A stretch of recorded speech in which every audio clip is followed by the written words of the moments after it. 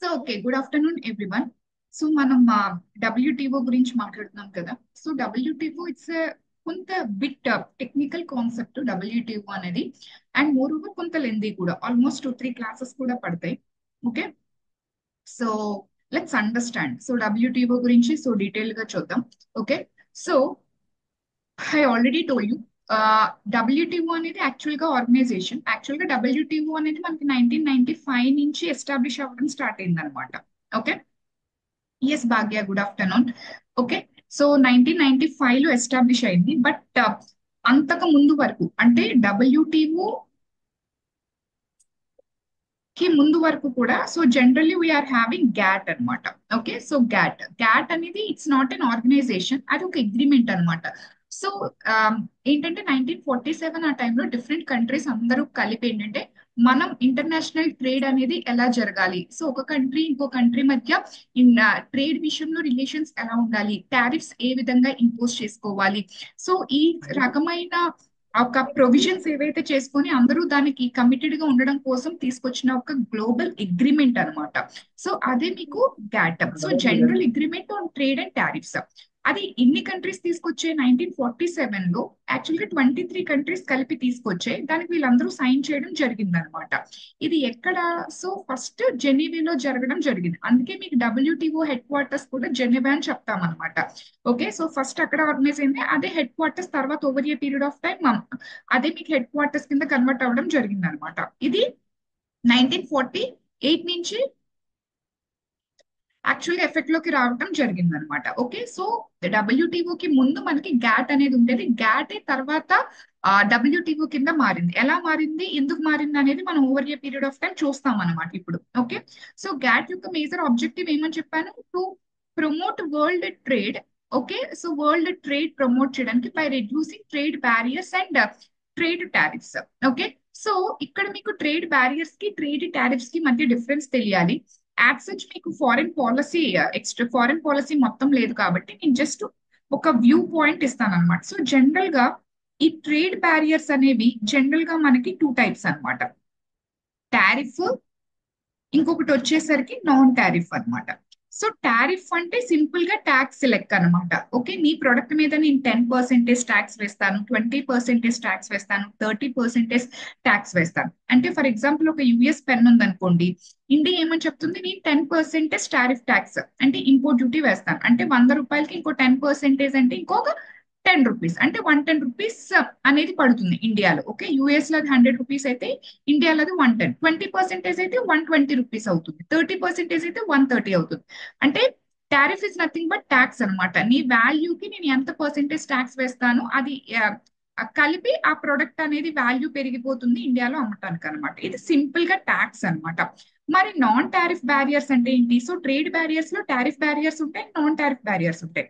Tariff barriers అందరికీ అర్థమవుతాయి. Okay, ఇంత ట్యాక్స్ నేను ఆ ఇంత ట్యాక్స్ ఇంపోజ్ చేస్తాను, ఆ ట్యాక్స్ తో కలిపి ఇంత ప్రైస్ అవుతుంది, అప్పుడు మాత్రమే you can able to cell your product in our market అని చెప్పడం అనమాట. మరి నాన్ టారిఫ్ బ్యారియర్స్ అంటే ఏంటంటే సింపుల్ గా మీకు ఇక్కడ అన్ని అవసరం లేదంటే కోటా రెస్ట్రిక్షన్స్ గుర్తుపెట్టుకోండి. సో కోటా రెస్ట్రిక్షన్స్ అంటే క్వాంటిటీ అన్నమాట. లైక్ ఏంటంటే ఫర్ ఎగ్జాంపుల్ ఇండియా ఉంది, ఇండియా ఏమని చెప్తుందంటే యుఎస్ నుంచి, ఓకే యుఎస్ నుంచి ఫుడ్ గ్రెయిన్స్, యుఎస్ విపరీతంగా ఫుడ్ గ్రెయిన్స్ అనేది ఇండియాకి ఇంపోర్ట్ చేస్తుంది అనమాట. ఇండియన్ గవర్నమెంట్ ఏమందంటే నేను నీ దగ్గర నుంచి only only you have to export. ఇండియాకి ఎంత ఎక్స్పోర్ట్ చేయాలి యుఎస్? మేము only you have to export only 100 million tons. 100 million tons మాత్రమే నువ్వు ఎక్స్పోర్ట్ చేయాలి. ఇంకా అంతకు మించి నువ్వు ఎక్స్పోర్ట్ చేయకూడదు. అంటే క్వాంటిటీ రెస్ట్రిక్షన్స్ అన్నమాట. కోటా రెస్ట్రిక్షన్స్ అంటే క్వాంటిటీ. ఓకే, ఇంత క్వాంటిటీ మాత్రమే నువ్వు ఎక్స్పోర్ట్ చేయాలి, ఇంత క్వాంటిటీకి మించి నువ్వు ఎక్స్పోర్ట్ చేయకూడదు. అంటే ఇండియా ఎంత ఇంపోర్ట్ చేసుకుంటుంది యుఎస్ నుంచి? ఓన్లీ 100 మిలియన్ టన్స్ మాత్రమే ఇంపోర్ట్ చేయించుకుంటారు, అంతకు మించి ఇంపోర్ట్ చేయించుకో. అంతకు మించి వాళ్ళు కూడా మనకి పంపించకూడదు, ఎక్స్పోర్ట్ చేయకూడదు. ఇది క్వాంటిటీ. కోటా రెస్ట్రిక్షన్స్ అంటే ఇంత క్వాంటిటీ మాత్రమే ఎక్స్పోర్ట్ చేయాలి, ఇంత క్వాంటిటీ మాత్రమే ఇంపోర్ట్ చేయించుకోవాలి, అంతకు మించి ఇంపోర్ట్ చేయించుకోకూడదు. అవి నాన్ టారిఫ్. అంటే నువ్వు ట్యాక్స్ రూపంలో, ఇంపోర్ట్ డ్యూటీ రూపంలో నువ్వు ఇంపోజ్ చేయట్లేదు బ్యారియర్ ని. ఓకే, నువ్వు జనరల్ గా రెస్ట్రిక్షన్స్ ఆఫ్ క్వాంటిటీ అనమాట. ఇంత క్వాంటిటీ ఇంపోర్ట్ చేస్తాం, ఇంత క్వాంటిటీ ఎక్స్పోర్ట్ చేస్తామని చెప్తే అది నాన్ టారిఫ్ బ్యారియర్స్ అనమాట.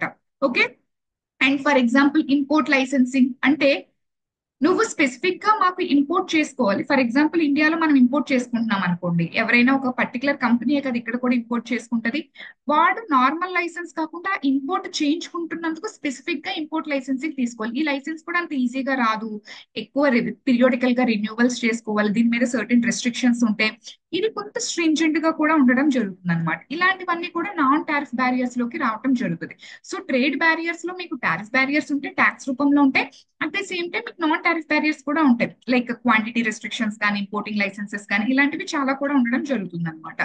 అదే ఇక్కడ మాట్లాడుతున్నారు. So to promote world trade by reducing trade barriers, ఈ trade barriers and trade tariffs అంటే టారిఫ్స్ తగ్గించాలంటే ఒకప్పుడు ట్యాక్స్ అనేది 20%, over a period of time అది 5%. అంటే ఇంపోర్ట్ డ్యూటీ 20% ఉన్నది, over a period of time అది 5% కి తగ్గించండి. అండ్ నాన్ టారిఫ్ బ్యారియర్స్ ని కంప్లీట్ గా రిమూవ్ చేయండి. ఎందుకు నాన్ టారిఫ్ బ్యారియర్స్ ని కంప్లీట్ గా రిమూవ్ చేయమంటున్నారు?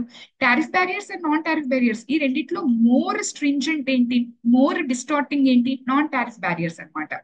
ఎందుకు ఇది చాలా అస్ట్రింజెంట్ అని చెప్తున్నాను, మోర్ డిస్టార్టింగ్ అని ఎందుకు చెప్తున్నాను? ఎందుకంటే సే హియర్ టారిఫ్ అంటే ఫర్ ఎగ్జాంపుల్ వాడు 100 మిలియన్లు కాదు కదా, ఓకే, 1000 మిలియన్లు అయినా సరే వాడు ఇండియాకి ఎక్స్పోర్ట్ చేయగలడు. ఏముంది, వాడు మహా అయితే ఇంపోర్ట్ డ్యూటీ కడతాడు. ఓకే, ఐ మీన్ ఆ ట్యాక్సెస్ ఏవైతే ఉన్నాయో అవి ఇంపోజ్ చేస్తారు, ఎంత క్వాంటిటీ కావాలంటే అంత క్వాంటిటీకి ఇండియాకి పంపించుకోగలుగుతాడు యుఎస్ అనేవాడు. Are you getting the logic? So US for example a పెన్నో ఏదో ఇండియాకి పంపిస్తున్నాడమ్మా, దీని మీద ఓన్లీ టారిఫ్ ఉంది, అంటే ట్యాక్సే ఉంది. ఫర్ ఎగ్జాంపుల్ వాడి ప్రోడక్ట్ 10 రూపీస్ అనుకుందాం, ఇండియా ఫస్ట్ ఇనిషియల్ గా ఎంత రూపాయి, ఓకే, 11 రూపాయలకి పంపిస్తుంది. ఓకే, ఫస్ట్ అలా ఇనిషియల్ గా ఒక పెన్ పంపించింది, తర్వాత మార్కెట్ బాగుందని 10 పెన్స్ ఎక్స్పోర్ట్ చేస్తుంది, తర్వాత 100 పెన్స్ ఎక్స్పోర్ట్ చేస్తుంది, తర్వాత 1000 పెన్స్, తర్వాత ఇంత కావాలి, క్వాంటిటీలో రెస్ట్రిక్షన్స్ లేవు. ఇది ఏం చేస్తుంది, దాన్ని ఆపాలనుకోండి ట్యాక్స్ పెంచేస్తుంది. రూపాయి అయితే వీడు ఇంకా ఎక్కువ చేస్తున్నాడు, ఇలా కాదు నేను 10 రూపాయలు వేస్తాను, ఓకే నేను 100 రూపాయలు వేస్తాను, ఓకే ఎంతైనా వేసుకోవచ్చు అనమాట. But quantity restrict, if he's తనకి మార్కెట్ బాగుంది, తనకి బిజినెస్ బాగానే ఉంది అనుకుని అందరూ కొంటున్నారు, ఎంత ట్యాక్స్ ఇంపోజ్ చేసినా వీడు ఫ్లడ్ చేస్తూనే ఉంటాడు ఇండియా మార్కెట్ లోకి. ఓకే, ఇక్కడ ట్యాక్స్, బట్ క్వాంటిటీ చూడండి, నువ్వు ఇంత క్వాంటిటీకి మించి కోటాలో ఇంత క్వాంటిటీకి మించి అంటే నువ్వు ఒక పెన్ను లేకపోతే 10 పెన్నులకు మించి నువ్వు ఇండియాకి ఎక్స్పోర్ట్ చేయకూడదు, ఇండియా అంతకు మించి ఇంపోర్ట్ చేయించుకోకూడదు. అంటే నువ్వు ఇంకా కంప్లీట్ గా అక్కడితో ట్రేడ్ ఆపేస్తున్నావు అనమాట. అంతకు మించి నువ్వు అసలు ఎక్స్పోర్ట్ చేయకూడదు, అంతకు మించి ఇండియా కూడా నీ దగ్గర నుంచి ఇంపోర్ట్ చేయించుకోకూడదు. అంటే నువ్వు లిటరల్ గా అక్కడితో క్లోజ్ చేసేస్తున్నావు. ఇక్కడ ఏంటి, క్లోజ్ చేయట్లేదు కదా, నువ్వు ఇంపోజ్ చేసుకుంటే చేసుకో, ఓకే మేము ఎంత కావాలంటే అంత పంపిస్తూనే ఉంటాం.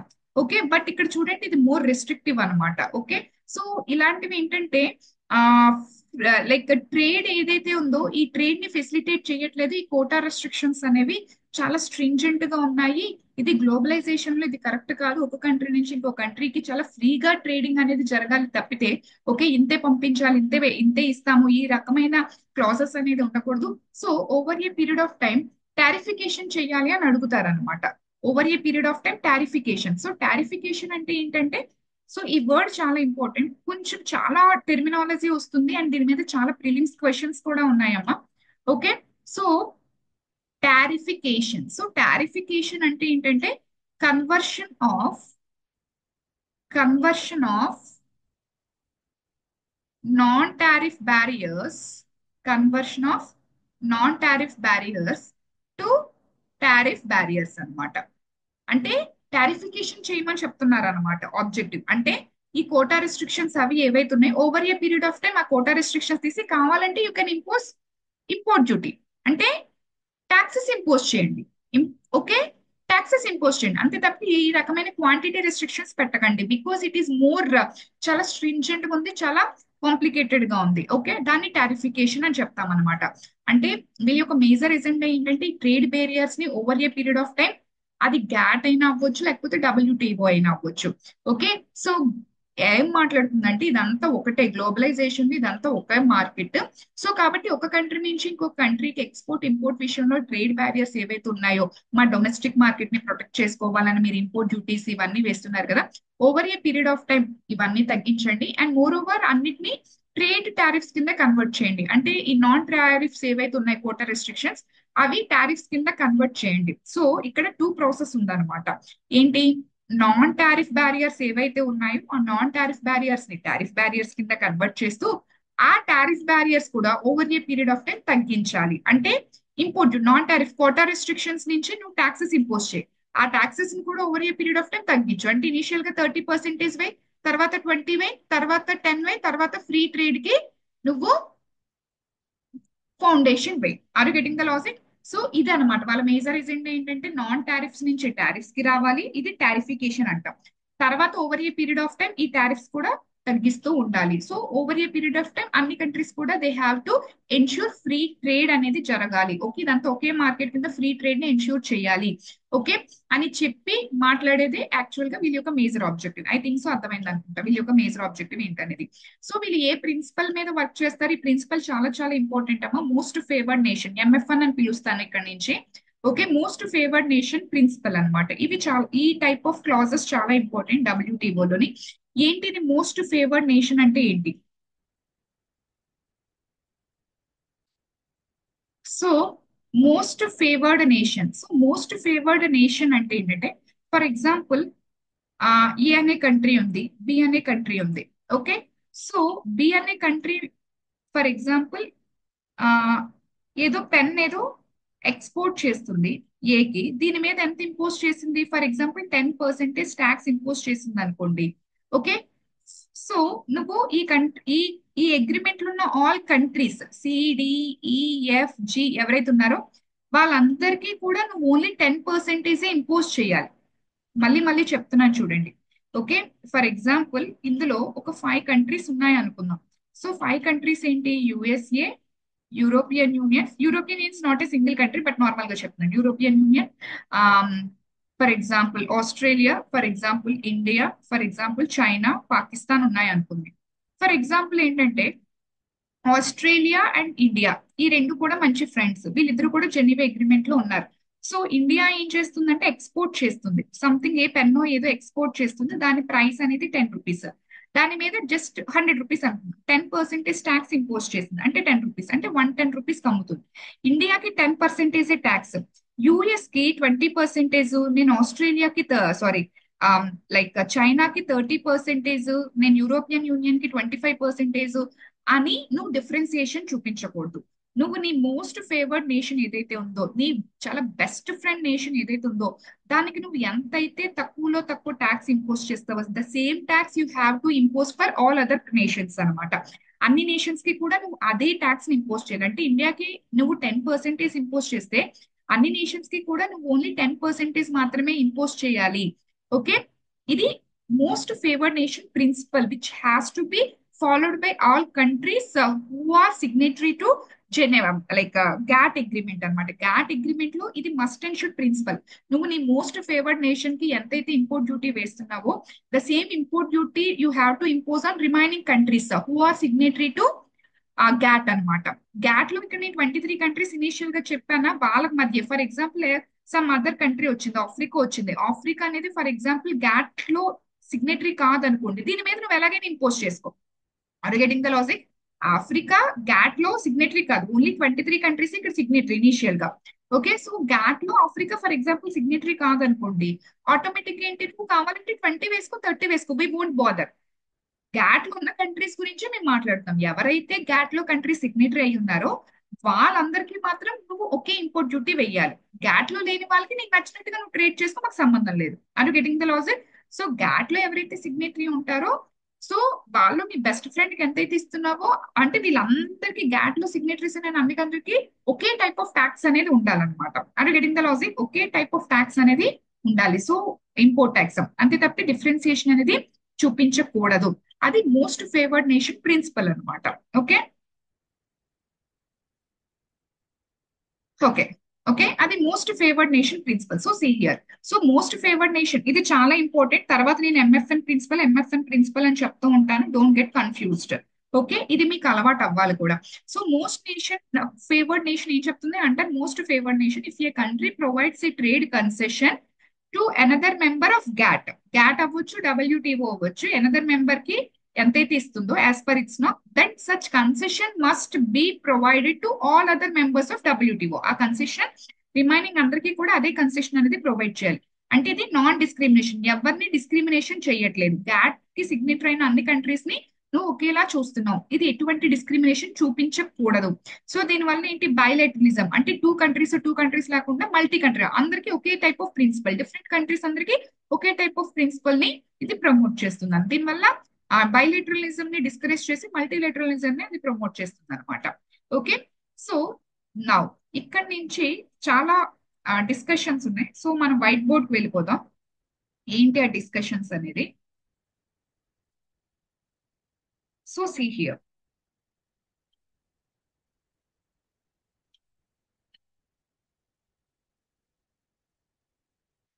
సో ఇప్పుడు గ్యాట్ గురించి అర్థమైంది కదా, most favoured nation principle. And more over దాని యొక్క మేజర్ ఎజెండా ఏంటి, టారిఫికేషన్. అంటే నాన్ ట్రేడ్ బ్యారియర్స్ నుంచి ట్రేడ్ బ్యారియర్స్ కి తీసుకొచ్చి టారిఫ్స్ ఇంపోజ్ చేసి అక్కడి నుంచి ఆ టారిఫ్స్ ని కూడా over a period of time reduce చేయాలన్నమాట. సో ఇప్పుడు now will understand various rounds of GATT అన్నమాట. ఓకే, సో ఇది ఒక అగ్రిమెంట్ కదా, డిఫరెంట్ కంట్రీస్ అందరూ కూడా మీటింగ్స్ అనేది ఆ, వీళ్ళు గ్యాదర్ చేసుకొని మీటింగ్స్ అనేది కండక్ట్ చేసుకోవడం జరుగుతుంది అనమాట. సో అలాగా ఫస్ట్ గ్యాట్ అగ్రిమెంట్ ఎప్పుడు జరిగింది, 1947 లో జరిగింది. It came in to effect from 1948 కదా. సో 1948 లో ఫస్ట్ మీటింగ్ జరిగింది. సో ఫస్ట్ మీటింగ్ ఎప్పుడు జరిగిందంటే హవానా క్యూబాలో జరిగింది, అంతే. సో ఇలాగ ఆల్మోస్ట్ ఒక 7 మీటింగ్స్ జరిగి, ఓకే, ఎవ్రీ లైక్ వాళ్ళు చెక్ చేసుకుంటూ ఉండేవారు, ఏం చేస్తాం, అందరూ కంప్లై అయ్యి ఉన్నారా, సో ఆ, ఈ మనం ఏదైతే అగ్రిమెంట్ లో ఉన్నామో అవన్నీ అన్ని కంట్రీస్ కంప్లై అయ్యి ఉన్నారా, ఏమైనా ఇష్యూస్ ఉన్నాయా, అవన్నీ చెక్ చేసుకుంటారు. No issues. But actual issues ఎక్కడొచ్చాయంటే 8th కాన్ఫరెన్స్ లో రావటం జరిగింది అనమాట. 8th రౌండ్ కాన్ఫరెన్స్ లో రావటం జరిగింది. ఆ 8th రౌండ్ ఆఫ్ కాన్ఫరెన్స్ ఎక్కడ జరిగింది, దాన్నే మనం జనరల్ గా ఉరుగ్వే రౌండ్ ఆఫ్ కాన్ఫరెన్స్ అని పిలుస్తాం. ఉరుగ్వే రౌండ్ ఆఫ్ కాన్ఫరెన్స్ అని పిలుస్తాం. ఇది చాలా లెందియెస్ట్ కూడా. యాక్చువల్ గా ఇది 1986 నుంచి 1994 వరకు కూడా ఉరుగ్వే రౌండ్ ఆఫ్ కాన్ఫరెన్స్ అనేది జరిగింది. ఎందుకు ఇంత లెందియెస్ట్ అయ్యింది, ఆల్మోస్ట్ 8 ఇయర్స్ వరకు అలా జరిగింది అనమాట. ఎందుకు ఇంత లెందియెస్ట్ అయ్యిందంటే because there is no consensus అనమాట. ఓకే, కన్సెన్సస్ లేవు ఎవరికి, developing countries. See here, developing countries are also called as under developed countries అనమాట. So developing countries or under developed countries కి అండ్ డెవలప్డ్ కంట్రీస్ కి వీళ్ళిద్దరికి మధ్య సఖ్యత కుదరట్లేదు అనమాట. దెర్ ఈస్ నో కన్సెన్సస్ అనమాట. సో కన్సెన్సస్ లేకపోవడం వల్ల కన్క్లూజన్ కి రాలేకపోతున్నారు. సో అసలు దేనికి సంబంధించి కన్సెన్సస్ ఏంటి అంటే, యాక్చువల్ గా ఈ పర్టికులర్ కాన్ఫరెన్స్ లో డెవలప్డ్ కంట్రీస్ యాక్చువల్ గా ఏం చేశాయంటే ఏ లాట్ ఆఫ్ ఇష్యూస్ ని వాళ్ళు యాక్చువల్ గా రేస్ చేయడం స్టార్ట్ చేశారు అనమాట. యాక్చువల్ గా ఫస్ట్ 7 రౌండ్స్ లో ఏమయ్యాయంటే, ఫస్ట్ 7 రౌండ్స్ లో ఇక్కడ డిస్కషన్స్ అన్ని మేజర్ గా ట్రేడ్ సంబంధించి, ట్రేడ్ బ్యారియర్స్ కి సంబంధించి మాత్రమే మాట్లాడేవారు. So no issues. యాక్చువల్ గా గ్యాట్ యొక్క మేజర్ ఎజెండా కూడా అదే కదా, ఒకే పీరియడ్ ఆఫ్ టైం టారిఫికేషన్ జరగాలి అండ్ ఆ టారిఫ్స్ కూడా ఒకే పీరియడ్ ఆఫ్ టైం రెడ్యూస్ అవ్వాలి. దానికి అందరూ కంప్లై అయ్యి ఉన్నారా లేదా, మోస్ట్ ఫేవర్డ్ నేషన్ ప్రిన్సిపల్ ని వాళ్ళు ఫాలో అవుతున్నారు లేదా, ఇది మాత్రమే చూసేవారు. సో ఫస్ట్ 7 రౌండ్స్ కూడా ట్రేడ్ అండ్ ట్రేడ్ బ్యారియర్స్ సంబంధించి డిస్కషన్స్ జరిగేవి, నో ఇష్యూస్ అనమాట. బట్ యాక్చువల్ గా ఈ 8th రౌండ్ ఆఫ్ కాన్ఫరెన్స్ అంటే రుగ్వే రౌండ్ ఆఫ్ కాన్ఫరెన్స్ లో యాక్చువల్ గా developed countries the take up some extra issues అనమాట. కొన్ని ఇష్యూస్ ని పికప్ చేశారు. కొన్ని ఇష్యూస్ అంటే ఏ ఇష్యూస్ ని పికప్ చేశారు, ఇంటెలెక్చువల్ ప్రాపర్టీ రైట్స్. ఇవి చాలా ఇంపార్టెంట్, ఒక్కొక్క దాని గురించి మనం డీటెయిల్డ్ గా మాట్లాడతాం అనమాట. సో ఒకటి ఇంటెలెక్చువల్ ప్రాపర్టీ రైట్స్, అండ్ ఇంకొకటి వచ్చేసరికి ఇన్వెస్ట్మెంట్ మెజర్స్. అంటే ఇంటెలెక్చువల్ ప్రాపర్టీ రైట్స్ కి సంబంధించి, ఇన్వెస్ట్మెంట్ మెజర్స్ కి సంబంధించి, అండ్ అగ్రికల్చరల్ ఇష్యూస్ కి సంబంధించి. Okay, and more over environmental issues. Okay, so వీటికి సంబంధించి ఇష్యూస్ ని టేకప్ చేయడం జరిగింది అనమాట. సో డెవలప్డ్ కంట్రీస్ ఏమన్నాయంటే, ఇంక ఇక్కడ నుంచి దీని యొక్క అంబిట్ ని మనం ఎక్స్పాండ్ చేయాలి, స్కోప్ ని పెంచాలి. ఇక్కడ నుంచి గ్యాట్ అనేది not only deals with trade barriers, trade barriers కి సంబంధించే మాట్లాడదు. ఓకే, దాని స్కోప్ ని మనం పెంచాలి. So it should also involve in discussing intellectual property rights కి సంబంధించి, ఇన్వెస్ట్మెంట్ మెజర్స్ కి సంబంధించి, అగ్రికల్చరల్ ఇష్యూస్, ఎన్విరాన్మెంటల్ ఇష్యూస్ కి సంబంధించి కూడా.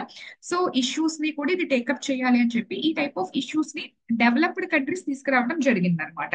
సో దాని వల్ల ఏంటంటే సమ్ ఇష్యూ, ఈ పర్టికులర్ ఇష్యూస్ మీద కన్సెన్సస్ రాలేదు ఎవరికి, developed countries and developing countries కి మధ్య కన్సెన్సస్ రాలేదు. దానివల్ల ఆల్మోస్ట్ సి హియర్, సో 1986 నుంచి 1994 వరకు ఇది సాగుతూనే ఉండేది అనమాట, Uruguay round of conference.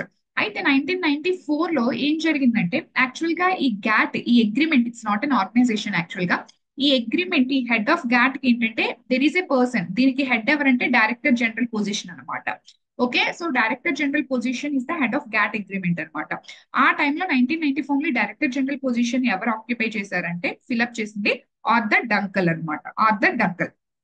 So అప్పుడు ఈ డైరెక్టర్ జనరల్ ఏంటంటే ఇది ఇంకా సాగుతూనే ఉంది ఉరుగ్వే రౌండ్ ఆఫ్ కాన్ఫరెన్స్, దీనికి ఫైనల్ గా ఒక ముగింపు అనేది తీసుకురావాలనే ఉద్దేశంతో ఈ finally came up with the solution అనమాట. ఓకే, సో తను ఒక సొల్యూషన్ తో రావటం జరిగింది. ఆ సొల్యూషన్ మొత్తాన్ని ఈ ఫార్ములేటెడ్ యాజ్ ఎ డ్రాఫ్ట్. తను ఫైనల్ గా ఏంటంటే ఒక డ్రాఫ్ట్ ని ప్రిపేర్ చేయడం జరిగింది సొల్యూషన్ ని. ఓకే, ఈ డ్రాఫ్ట్ ని మనం జనరల్ గా ఏమని పిలుస్తామంటే డ్రాఫ్ట్ ఫైనల్ యాక్ట్ అని పిలుస్తాం. As it is prepared by Dunkel, దీన్నే మనం జనరల్ గా డంకల్ డ్రాఫ్ట్ అని కూడా పిలుస్తాం అనమాట. ఓకే, సో దీన్నే జనరల్ గా మనం డంకల్ డ్రాఫ్ట్ అని కూడా పిలుస్తాం. యాక్చువల్ గా ఈ డ్రాఫ్ట్ లో ఆర్థర్ డంకల్ ఏం చెప్పారు అంటే, నేను ఈ డ్రాఫ్ట్ ప్రిపేర్ చేశాను కదా, ఇప్పుడు నేను డెవలప్డ్ కంట్రీస్ యొక్క ఆర్గ్యుమెంట్స్ నేను విన్నాను, డెవలపింగ్ కంట్రీస్ యొక్క ఆర్గ్యుమెంట్స్ కూడా నేను విన్నాను. సో నేను డెవలప్డ్ కంట్రీస్ యొక్క ప్రపోజల్స్ నే నేను ఇక్కడ ఇన్కార్పొరేట్ చేశాను. And more over developing countries యొక్క జెన్యూన్ కన్సర్న్స్ ని కూడా నేను ఇక్కడ అకామిడేట్ చేశాను. సో కాబట్టి నేను developed countries and developing countries ఇద్దరి నోషన్స్ ని కూడా నేను అర్థం చేసుకుని ఈ డ్రాఫ్ట్ ని ప్రిపేర్ చేశాను అని చెప్పేసి చెప్పారనమాట. డెవలప్డ్ కంట్రీస్ యొక్క ప్రపోజల్స్ ని నేను ఇందులోకి నేను కన్సిడర్ చేయడం జరిగింది. డెవలపింగ్ కంట్రీస్ యొక్క కన్సర్న్స్ ని కూడా నేను ఇక్కడ అకామిడేట్ చేశాను. అవన్నిటిని పరిగణలోకి నేను తీసుకొని డ్రాఫ్ట్ ని ప్రిపేర్ చేశాను అని చెప్పేసి చెప్పడం జరిగింది అనమాట. అయితే ఇక్కడ ఏమని చెప్పారు, డెవలపింగ్ కంట్రీస్ యొక్క కన్సర్న్స్ ని కూడా నేను అకామిడేట్ చేశాను.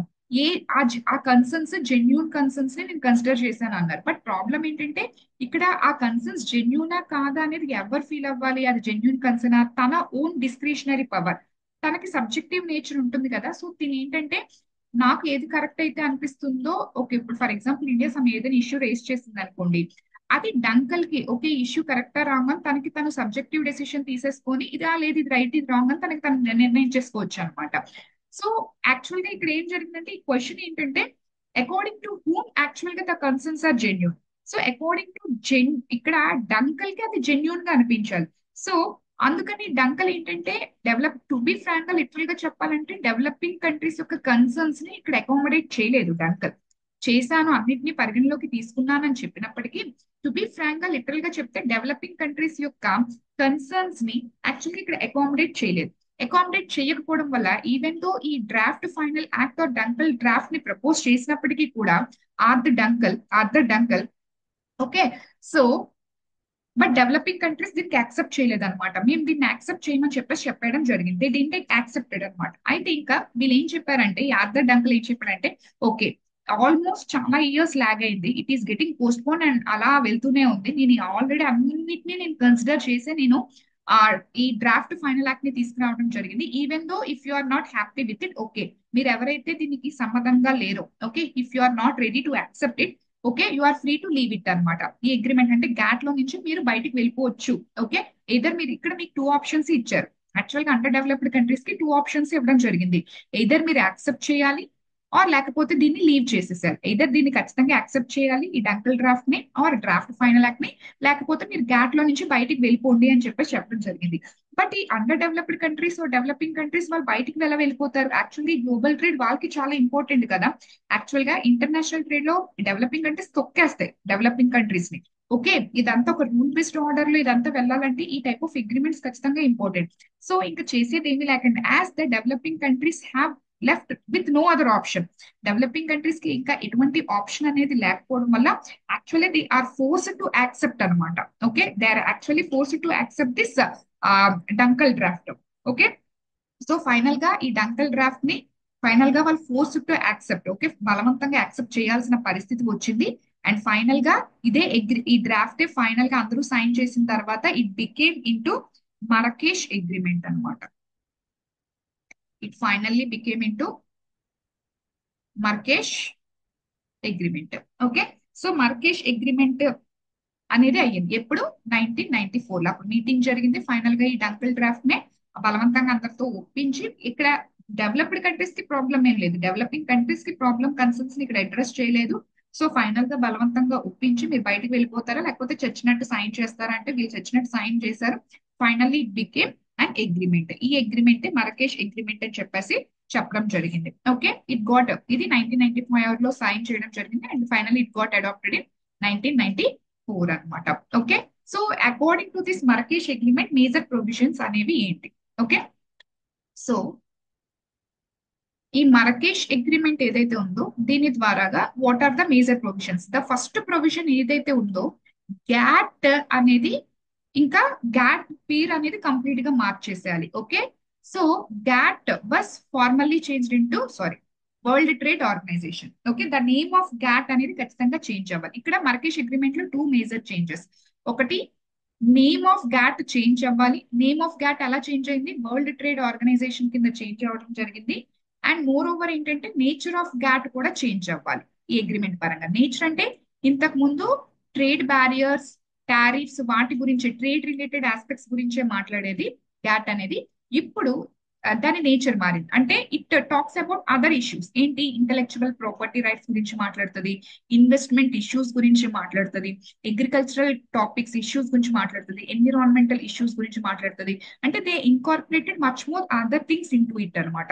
సో గ్యాట్ అనేది ఓన్లీ ట్రేడ్ బ్యారియర్స్ గురించి, టారిఫ్స్ గురించి మాట్లాడుతుంది, ఓకే, ట్రేడ్ రిలేటెడ్ ఆస్పెక్ట్స్ మాట్లాడుతుంది. But nature of the GATT కూడా ఇక్కడ దాని స్కోప్ కూడా పెంచడం జరిగింది అనమాట. సో దెన్ ఫైనల్ గా ఏంటంటే WTO came in to existence. So WTO agreement ద్వారా ఎగ్జిస్టెన్స్ లోకి రావడం జరిగింది. మరకేష్ అగ్రిమెంట్ ద్వారాగా డబ్ల్యూటీఓ రావడం జరిగింది. అగ్రిమెంట్ 1994 లో జరిగింది. సో డబ్ల్యూటీఓ అనేది మనకి 1995 లో ఎస్టాబ్లిష్ అవ్వడం అనేది ఫార్మల్ గా జరిగింది. ఐ థింక్స్ ఇక్కడ వరకు క్లియర్ అనుకుంటా. ఓకే, ఇది ఫస్ట్ ప్రొవిజన్ ఏంటంటే గ్యాట్ నేమ్ చేంజ్ అవ్వాలి, దాని నేచర్ చేంజ్ అవ్వాలి. అండ్ సెకండ్ థింగ్ ఏంటంటే యూ డోంట్ వరీ, మేము ఖచ్చితంగా డెవలపింగ్ కంట్రీస్ యొక్క కన్సర్న్స్ ని అడ్రస్ చేస్తాము అని చెప్పి కూడా ఈ అగ్రిమెంట్ లో వీళ్ళు మాట్లాడారు. ఓకే, అయితే వాళ్ళు అడ్రస్ చేశారంటే అడ్రస్ చేయలేదు. ఇప్పుడు వరకు ఏంటి, 1994 వరకు మీకు గ్యాట్ కాన్ఫరెన్సెస్ జరిగాయి, round of conferences. Okay, so తర్వాత ఇప్పుడు 1995 నుంచి అది ఏమైంది, డబ్ల్యూటీవే కదా, డబ్ల్యూటీఓ రౌండ్ ఆఫ్ కాన్ఫరెన్సెస్ జరుగుతాయి. అలాగే ఇప్పుడు ఏదైతే eighth round of conference, Uruguay round of conference లో ఇష్యూస్ ఉన్నాయో సేమ్ టైప్ ఆఫ్ ఇష్యూస్ మళ్ళీ మీకు డబ్ల్యూటీఓలో దోహా రౌండ్ ఆఫ్ కాన్ఫరెన్స్ లో జరుగుతుంది. అక్కడ కూడా చాలా ఇష్యూస్ ఉన్నాయి, బట్ దాన్ని అడ్రస్ చేయలేదు. ఎక్కడ కూడా నేను ఇక్కడ ఉరుగ్వేకి అండ్ దోహాకి మధ్య కంపారిజన్ అనేది నేను చేయడం జరుగుతుంది అనమాట. ఓకే, సరే.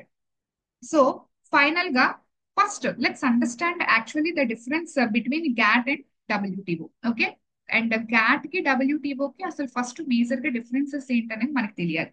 సో గ్యాట్ అనేది ఏంటంటే ఇట్స్ అన్ అగ్రిమెంట్. యాక్చువల్ గా it's an agreement, it's not an organization. But ఇది ఏంటంటే ఒక ఫార్మల్ ఆర్గనైజేషన్ అనమాట. It's actually formal organization. దీనికి ఉన్న ఎజెండా వెరీ నారో ఎజెండా అనమాట. ఓకే, సో నారో ఎజెండా అంటే because it is talking only about trade and trade barriers కదా. So trade and trade barriers గురించి మాత్రమే మాట్లాడుతుంది కాబట్టి వెరీ నారో ఎజెండా అనమాట. బట్ దీనికి ఉన్నది వైడర్ ఎజెండా. ఓకే, ఎందుకంటే trade and trade barriers, trade and trade barriers గురించే మాట్లాడట్లేదు, ఇంటలెక్చువల్ ప్రాపర్టీ రైట్స్ మాట్లాడుతుంది, ఇన్వెస్ట్మెంట్స్ గురించి మాట్లాడుతుంది, ఓకే, అగ్రికల్చర్ గురించి మాట్లాడుతుంది, అండ్ మోర్ ఓవర్ ఎన్విరాన్మెంట్ గురించి మాట్లాడుతుంది. ఓకే, సో కాబట్టి దీనికి వైడర్ ఎజెండా ఉండడం జరిగింది. అండ్ దీనికి ఏంటంటే it is not having any judicial power అన్నమాట. ఓకే, రేపు ఫర్ ఎగ్జాంపుల్ ఏంటంటే మనం ఏమనుకున్న మోస్ట్ ఫేవర్డ్ నేషన్ ప్రిన్సిపల్ మీద ఇది వర్కౌట్ అవ్వాలి. ఒకవేళ ఏదైనా కంట్రీ దాన్ని వైలేట్ చేస్తే there is no grievance redressal mechanism. అలాంటివి ఏమైనా ఇష్యూస్ ఉన్నాయనుకోండి, ఏంటి దెన్ ఏం చేయాలి? ఓకే, ఆ type of dispute resolution mechanism అనేది ఏమీ లేదనమాట. బట్ డబ్ల్యూటీఓ ఏంటంటే it is having judicial powers అనమాట. దీనికి జుడిషియల్ పవర్స్ ఉంది. It is having dispute resolution body. Okay, for example ఈ మోస్ట్ ఫేవర్డ్ నేషన్ కింద అన్ని కంట్రీస్ ని ఒకేలా ట్రీట్ చేయాలి. ఒకవేళ అలాగా ఒక కంట్రీని ఒకలాగా, ఒక కంట్రీని ఒకలాగా ట్రీట్ చేస్తున్నారు అనుకోండి, ఎక్కడికి వెళ్తారు? అప్పుడు డబ్ల్యూటీఓ దగ్గర ఉన్న డిస్ప్యూట్ రెజల్యూషన్ బాడీ దగ్గరికి వెళ్ళి కేసు వేయడం జరుగుతుంది. అక్కడ వాళ్ళు వెర్డిక్ట్ ఇవ్వడం జరుగుతుంది. ఓకే, సో వాళ్ళు ఆ కంట్రీ మీద శాంక్షన్స్ ఇంపోజ్ చేయడం, ఆ కంట్రీకి తగ్గట్టుగా ఏవైతే చెయ్యాలో అవన్నీ కూడా శాంక్షన్స్ ఇంపోజ్ చేయడం, పెనాల్టీస్ వేయడం, ఇవన్నీ కూడా చేస్తుంది. నేను చెప్తాను స్ట్రక్చరల్ ఆర్గనైజేషన్ డబ్ల్యూటీఓది ఎందులో ఏమేమి ఉంటాయి అని చెప్పేసి. ఓకే, సో ఫైనల్ గా this is the basic difference between GATT and WTO. Okay, and final గా డబ్ల్యూటీఓ యొక్క మేజర్ ఆబ్జెక్టివ్ ఏంటి? డబ్ల్యూటీఓ యొక్క మేజర్ ఆబ్జెక్టివ్ ఏంటంటే మనం గ్యాట్ యొక్క మేజర్ ఆబ్జెక్టివ్ ఏమని మాట్లాడుకున్నాం యాక్చువల్ గా? ఓకే, ట్రేడ్ బ్యారియర్స్, టారిఫికేషన్ జరగాలి, over a period of time trade barriers తగ్గించాలి, and most favoured nation principle మీద వర్కౌట్ అవుతుంది. ఇక్కడ అక్కడ దానికి దీనికి ఆబ్జెక్టివ్స్ చూడండి. ఓకే, సో గ్యాట్ యొక్క ఆబ్జెక్టివ్ ఏమని మాట్లాడుకున్నాం? టారిఫికేషన్ జరగాలి, అంటే non tariff barriers over a period of time tariff barriers అవ్వాలి, అండ్ అవి కూడా తగ్గించాలి, ఆ ట్రేడ్ టారిఫ్స్ కూడా over a period of time తగ్గించాలి. ఇదే వాళ్ళ యొక్క మేజర్ ఆబ్జెక్టివ్. బట్ డబ్ల్యూటీఓ యొక్క మేజర్ ఆబ్జెక్టివ్ ఏంటంటే to improve the standard of living of the people. Standard of living of people అనేది ఇంప్రూవ్ చేయాలి. అసలు స్టాండర్డ్ ఆఫ్ లివింగ్ అంటే వరల్డ్ లో ఇది ఎలా ఇంప్రూవ్ చేస్తుంది అంటే వెరీ ట్రాన్స్పరెంట్ ట్రేడ్ ప్రాక్టీసెస్ ని, ఎవ్రీథింగ్ ట్రాన్స్పరెంట్ గా బిజినెస్ జరిగేలాగా, ట్రాన్స్పరెంట్ గా ట్రేడ్ జరిగేలాగా, ట్రాన్స్పరెంట్ ప్రాసెస్ లో ఇన్వెస్ట్మెంట్స్ జరిగేలాగా ఇది చూస్తుందంట. సో దీనివల్ల ట్రాన్స్పరెన్సీని ఇది ఎన్షూర్ చేయటం వల్ల, సో ఈ విధంగా ఇది ట్రాన్స్పరెన్సీని ఇన్షూర్ చేయడం వల్ల, ఓకే, సో బిజినెసెస్ అన్ని కూడా చాలా ఎథికల్ గా వర్కౌట్ అవ్వడం వల్ల, ట్రాన్స్పరెంట్ గా బిజినెసెస్ క్యారీ ఆన్ అవ్వడం వల్ల, ట్రేడ్ ప్రాక్టీసెస్, సో దీని వల్ల హ్యూజ్ ఎంప్లాయ్మెంట్ ఆపర్చునిటీస్ అనేవి ఉండడం జరుగుతుంది. సో దానివల్ల వాళ్ళ రియల్ ఇన్కమ్ కూడా పెరుగుతుంది. ఈ రకంగా ఎప్పుడైతే మంచి ఎంప్లాయ్మెంట్ ఆపర్చునిటీస్ వస్తాయో వాళ్ళకి మంచి ఇన్కమ్ వస్తుంది. మంచి ఇన్కమ్ వస్తే వాళ్ళ స్టాండర్డ్ ఆఫ్ లివింగ్ అనేది పెరుగుతుంది కదా అని చెప్తున్నారు. అంటే we are ensuring the transparency in the entire business environment, trade practices లో కానీ, ఇన్వెస్ట్మెంట్స్ లో కానీ, ఇంటెలెక్చువల్ ప్రాపర్టీ రైట్స్ లో కానీ, ఓకే, వీటన్నిటిలో కూడా మేము ట్రాన్స్పరెన్సీని ఎన్షూర్ చేస్తాం. దాని ద్వారా ఏంటంటే బిజినెస్ అనేది క్లీన్ గా ఉండడం వల్ల, సో బిజినెసెస్ లో ఎటువంటి కరప్షన్ ఇష్యూస్, ఎటువంటి లిటిగేషన్స్ ఉండకపోవడం వల్ల మంచి ఎంప్లాయ్మెంట్ ఆపర్చునిటీస్ అనేది ప్రొవైడ్ చేయబడుతుంది. దాని ద్వారా స్టాండర్డ్ ఆఫ్ లివింగ్ అనేది పీపుల్ కి పెరగడం జరుగుతుందని చెప్తుంది. And more over to enlarge, దీని ద్వారా ప్రొడక్షన్ కూడా మేము ఏంటంటే, బికాస్ ఇక్కడ ఇన్వెస్ట్మెంట్స్ ని కూడా కన్సిడర్ చేస్తారు కాబట్టి ప్రొడక్షన్ ని మేము ఎన్లార్జ్ చేస్తాం. Okay, and more over trade in goods and services లో కూడా ట్రేడ్ ని కూడా మేము పెంచుతాం. మేము ప్రొడక్షన్ ని పెంచుతాం. ఓకే, ట్రాన్స్పరెన్సీని ఇన్షూర్ చేసి ప్రొడక్షన్ ని కూడా మేము ఇంక్రీజ్ చేస్తాం. అండ్ ఆ production in goods and services, goods యొక్క ప్రొడక్షన్ ని పెంచుతాం, సర్వీసెస్ యొక్క గూడ్స్ అండ్ ప్రొడక్షన్ ని పెంచుతాం, అండ్ వాటి యొక్క ట్రేడ్ ని కూడా మేము పెంచుతాం అని చెప్తుంది. అండ్ ఫైనల్ గా we are achieving toward sustainable development. Sustainable development అంటే మీకు ఇది టాపిక్ ఉందమ్మా సిలబస్ లో. I will explain what is the sustainable development. Already కొంతవరకు ఎన్విరాన్మెంట్ లో నేర్చుకుని ఉంటారు. సో సస్టైనబుల్ డెవలప్మెంట్ అంటే, సో జనరల్ గా ఎకానమీ అండ్ ఎన్విరాన్మెంట్ అనేవి జనరల్ గా they are contradicted to each other. మీకు ఎకానమీ అంటే డెవలప్మెంట్ కావాలనుకోండి, you have to compromise on environment అనమాట. ఓకే, ఫర్ ఎగ్జాంపుల్ నీకు డెవలప్మెంట్ కావాలి అంటే ఇండస్ట్రీస్ రావాలి, పొల్యూషన్ వస్తుంది, వాటర్ బాడీ డ్యామేజ్ అవుతుంది, ఎకో సిస్టమ్ డ్యామేజ్ అవుతుంది, బయోడైవర్సిటీ డ్యామేజ్ అవుతుంది. అంటే నీకు డెవలప్మెంట్ కావాలంటే ఎన్విరాన్మెంట్ కాంప్రమైజ్ అవ్వాలి. లేదు నాకు ఎన్విరాన్మెంట్ కావాలి, నేను ఎఫారెస్ట్రేషన్ చేస్తాను, పొల్యూషన్ ఉండదంటే నీకు డెవలప్మెంట్ అనేది జరగదు. సో ఈ రెండు ఏంటంటే very contradicted to each other. Development కావాలంటే ఎన్విరాన్మెంట్ కాంప్రమైజ్ అవుతుంది, ఎన్విరాన్మెంట్ కావాలంటే డెవలప్మెంట్ కాంప్రమైజ్ అవ్వాలి. బట్ నాకు డెవలప్మెంట్ కావాలి, plus at the same time I have to conserve my environment కదా. సో అందుకని ఈ రెండింటిని కూడా మేము బ్యాలెన్స్డ్ ఫామ్ లో తీసుకువెళ్ళేది సస్టైనబుల్ డెవలప్మెంట్. హియర్ నేను ఇక్కడ డెవలప్మెంట్ కి ఎంత ఇంపార్టెన్స్ ఇస్తున్నాను, ఎన్విరాన్మెంట్ అంటే I'm ensuring protection of environment with development అనమాట. డెవలప్మెంట్ చేస్తున్నాను బట్ ప్రొటెక్షన్ ఆఫ్ ఎన్విరాన్మెంట్ ని కూడా నేను కన్సిడర్ చేస్తాను. అంటే ఏంటి మేడం, ఫర్ ఎగ్జాంపుల్ ఒక ఇండస్ట్రీ పెట్టాను, పొల్యూషన్ వస్తుంది, కార్బన్ డైఆక్సైడ్ రిలీజ్ అవుతుంది. ఇప్పుడు డెవలప్మెంట్ దీని వల్ల ఖచ్చితంగా పొల్యూషన్ వస్తుంది. ఇప్పుడు నేనేం చేస్తాను, ఈ కార్బన్ డైఆక్సైడ్ ని అట్మాస్ఫియర్ లోకి వెళ్లకుండా క్యాప్చర్ చేసేసి మళ్ళీ నేను గ్రౌండ్ లోకి ఫిక్స్ చేసేలాగా నేను క్లీన్ టెక్నాలజీని నేను ఇన్కార్పొరేట్ చేస్తాను. అంటే క్లీనర్ టెక్నాలజీని ఇన్కార్పొరేట్, ఇక్కడ నాకు డెవలప్మెంట్ అవుతుంది, ఎన్విరాన్మెంటల్ ఇష్యూ అవ్వకుండా క్లీన్ టెక్నాలజీ, గ్రీన్ టెక్నాలజీని నేను అడాప్ట్ చేసుకుంటాను. ఓకే, ఫర్ ఎగ్జాంపుల్ నాకు ఫ్యూయల్ కావాలి, నాకు ఫ్యూయల్ ఇప్పుడు ఆయిల్ నేనే తగ్గించేస్తాను. ఇందులోకి ఫర్ ఎగ్జాంపుల్ నేను హైడ్రోజన్ ఫ్యూయల్ ని యూజ్ చేస్తాను, లేకపోతే కంప్లీట్ గా ఎలక్ట్రిక్ వెహికల్స్ ని యూజ్ చేస్తాను. ఇది గ్రీన్ అంటే you are ensuring development, at the same time you are ensuring environmental protection. అవి సస్టైనబుల్ డెవలప్మెంట్. ఇది ఎర్త్ సమ్మిట్ మీరు వినే ఉంటారు, 1992లో మనకి ఎర్త్ సమ్మిట్ జరిగింది కదా, అక్కడి నుంచే United Nations, UN CBD, okay, so UNF triple C and more over UNCCD ఇవన్నీ రావడం జరిగింది. అక్కడ ఈ కాన్సెప్ట్ ఎమర్జ్ అయినా. అయితే దీనికి ముందే చాలా స్టోరీ ఉంది అనుకోండి 1970s లో. ఇట్స్ సస్టైనబుల్ డెవలప్మెంట్ కాన్సెప్ట్ చెప్పినప్పుడు చెప్తాను. ఓకే, సో పక్కన పెట్టేద్దాం. ఓకే, సరే. సో జస్ట్ ఎ సెకండ్ మా, just a second.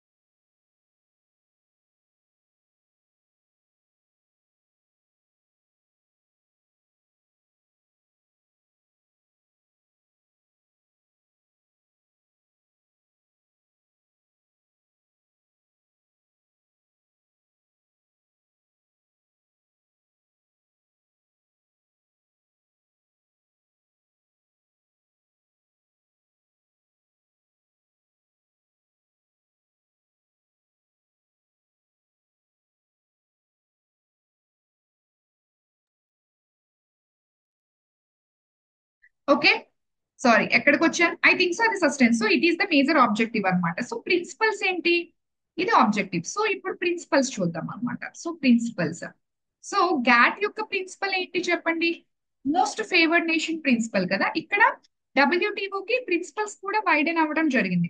So already GATT లో ఉన్న same principle, most favoured nation, you should not discriminate any other country అనమాట. ఒక కంట్రీ నువ్వు ఎలా ట్రీట్ చేస్తావు, ఆల్ అదర్ కంట్రీస్ ని కూడా నువ్వు అలాగే ట్రీట్ చేయాలి.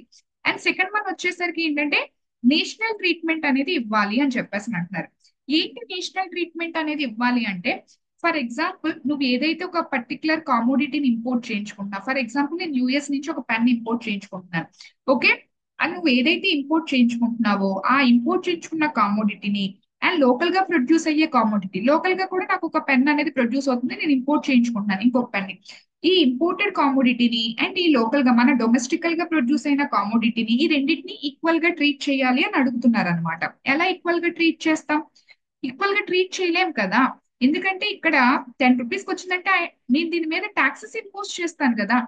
Okay, so heavy taxes impose చేస్తాను, ఇది ఎలా అవుతుంది, ఇది అవ్వదు అని చెప్పేసి చెప్పారనమాట. ఇది కరెక్ట్ కాదు అంటే వీళ్ళు ఏమన్నారు, కాదు ఇందులో నా ఉద్దేశం ఏంటంటే మీరు ఇంపోర్ట్ డ్యూటీస్ మీరు వేసుకోండి, నేను కాదనట్లేదు. వన్స్ ఆ బార్డర్ దగ్గర ఆ ఇంపోర్ట్ డ్యూటీ దాటిన తర్వాత మీ మార్కెట్ లోకి ఎంటర్ అవుతుంది, మేబీ 15 రూపీస్ తో ఎంతో. మీ డొమెస్టిక్ ప్రొడక్ట్ 10 రూపీస్ ఉంటుంది. ఇక్కడి నుంచి అయినా ఈ టూ ప్రొడక్ట్స్ ని ఒకేలా ట్రీట్ చేయాలి, అంటే దాని మార్కెటింగ్ విషయంలో ఒకే టైప్ ఆఫ్ ఛాన్స్ ఇవ్వాలి.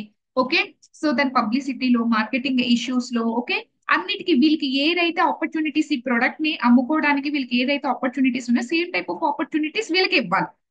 ఓకే, ఆ రకంగా మీరు నేషనల్ ట్రీట్మెంట్ అంటే ఆ ప్రొడక్ట్ మీ మీ మార్కెట్ లోకి ఎంటర్ అయినా అది మీ ప్రొడక్ట్ కి ఏవైతే ఆపర్చునిటీస్ ఉన్నాయో అమ్ముడుపోవడానికి సేమ్ టైప్ ఆఫ్ ఆపర్చునిటీస్ అనేవి ఈ ప్రొడక్ట్ కి కూడా మీరు కల్పించాలి అని చెప్పడం అనమాట. ఇది యాక్చువల్ గా నేషనల్ ట్రీట్మెంట్ యొక్క క్లాస్. ఇది మీకు గ్యాట్ లో లేదనమాట. ఓకే, ఓన్లీ అది మోస్ట్ ఫేవర్డ్ నేషన్ ప్రిన్సిపల్ మీద వర్కౌట్ అయ్యేది. ఇప్పుడు కొంచెం ప్రిన్సిపల్స్ కూడా ఎజెండా అనేది కూడా పెరగడం జరిగింది. తర్వాత ఏంటంటే over a period of time ఏం జరగాలంటే ఫ్రీ ట్రేడ్ అనేది గ్రాడ్యువల్ గా రావాలి. చెప్పాను కదా మీకు, ఫస్ట్ టారిఫికేషన్ తర్వాత టారిఫ్స్ అనేది over a period of time తగ్గాలి. తగ్గిన తర్వాత over a period of time అది ఫ్రీ ట్రేడ్. ఎందుకంటే ఇండియాలో నీకు ఇండియాలో తమిళనాడు నుంచి ఆంధ్రాకి రావడానికి ఎక్స్ట్రా టారిఫ్స్ ఏమి ఉండవు కదా. అదంతా ఒకటే నేషనల్ మార్కెట్ కదా, అలాగనమాట. ఇదంతా ఒక గ్లోబల్ మార్కెట్ లో ఉండాలి తప్పితే కంట్రీస్ అన్న బార్డర్స్ ఉండకూడదు. Over a period of time ఇక్కడ ఫ్రీ ట్రేడ్ గ్రాడ్యువల్ గా జరగాలి త్రూ నెగోషియేషన్స్ అనమాట, త్రూ నెగోషియేషన్స్.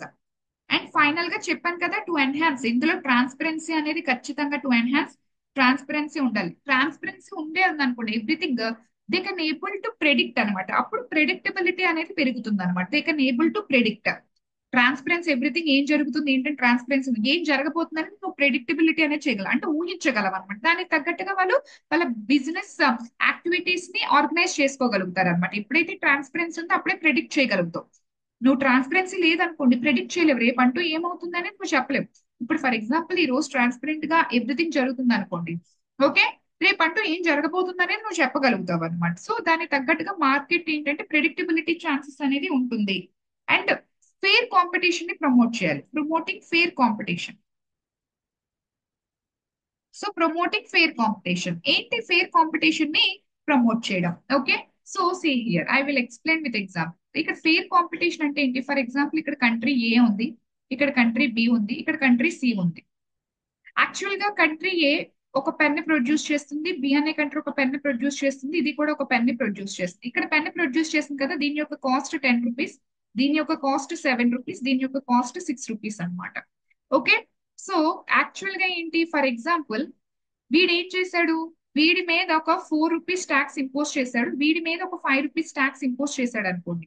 ఇప్పుడు ఏమవుతుంది, ఇది 7 + 4 11 రూపీస్, ఇది 6 + 5 11 రూపీస్ అవుతుంది కదా. ఇద్దరికి 11 రూపీసే, వీడి మార్కెట్ లో వీడి ప్రొడక్ట్ మీద కాస్ట్లీయరే. బట్ ఇక్కడ ఏంటి, ఫెయిర్ గా లేదు, ఎందుకంటే వీడికి తక్కువ ట్యాక్స్ ఇంపోజ్ చేశాడు, వీడికి ఎక్కువ ట్యాక్స్ ఇంపోజ్ చేయడం జరిగింది కదా. ఓకే, సో ఐ కంటిన్యూ, మళ్ళీ నేను లింక్ పోస్ట్ చేస్తానమ్మా ఒక 5 or 10 minutes లో, నిన్నట్లాగే యాజ్ ఇట్ ఈస్ గా. సో యాజ్ ఇట్ ఈస్ గా లింక్ లో జాయిన్ అయ్యి మళ్ళీ రండి. ఓకే,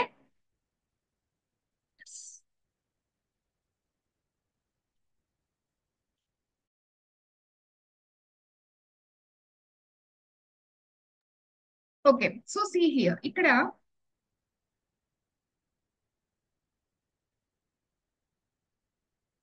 ఇక్కడ ఏ అనే కంట్రీ దాని యొక్క డొమెస్టిక్ ప్రొడక్షన్ పరంగా పెన్ యొక్క కాస్ట్ అనేది ₹10, బి అనే కంట్రీకి ₹7, సి అనే కంపెనీకి ₹6. సో ఇక్కడ ఎఫిషియెంట్ ఎవరు చెప్పండి? సి అనే కంట్రీ కదా మోర్ ఎఫిషియెంట్, తక్కువ రిసోర్సెస్ తో తయారు చేయగలుగుతుంది.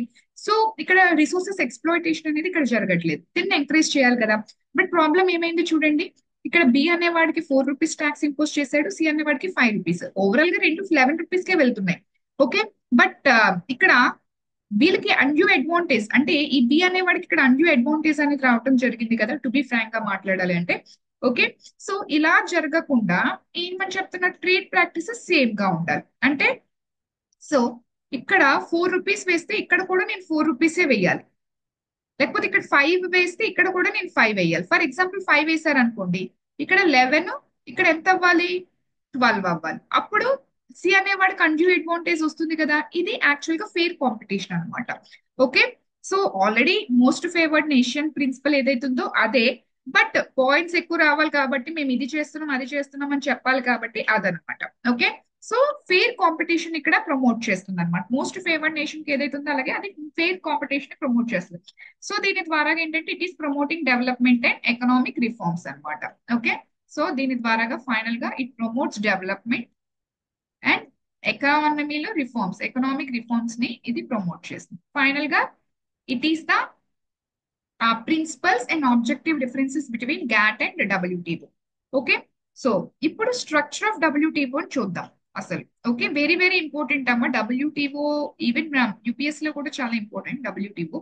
సో డబ్ల్యూటీఓ స్ట్రక్చర్ చూస్తే, so here, so first of all ministerial conferences జరుగుతాయి. మినిస్టీరియల్ కాన్ఫరెన్సెస్, ఈ మినిస్టీరియల్ కాన్ఫరెన్సెస్ జనరల్ గా ఎవ్రీ 2 years కి జరుగుతాయి అనమాట. లైక్ 2015, 2017, 2019 అలా ఎవ్రీ 2 years కి మినిస్టీరియల్ కాన్ఫరెన్సెస్. మినిస్టీరియల్ కాన్ఫరెన్సెస్ అంటే మన ఇండియా నుంచి సమ్ మినిస్టర్ వెళ్ళటం జరుగుతుంది. ఫర్ ఎగ్జాంపుల్ మన ఇండియా నుంచి for example ministry of commerce and industry వెళ్తారు. అలా డిఫరెంట్ డిఫరెంట్ కంట్రీస్ నుంచి డిఫరెంట్ డిఫరెంట్ మినిస్టర్స్ ఉండి, so they will be the, it is the actual గా highest decision making body of WTO. It is the actual highest decision making body of WTO.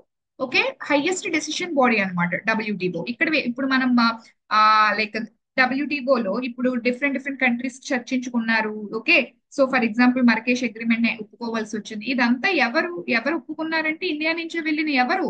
Okay, ఈ ministerial conferences వీళ్ళు highest decision making body అనమాట. యాక్చువల్గా they will meet every 2 years.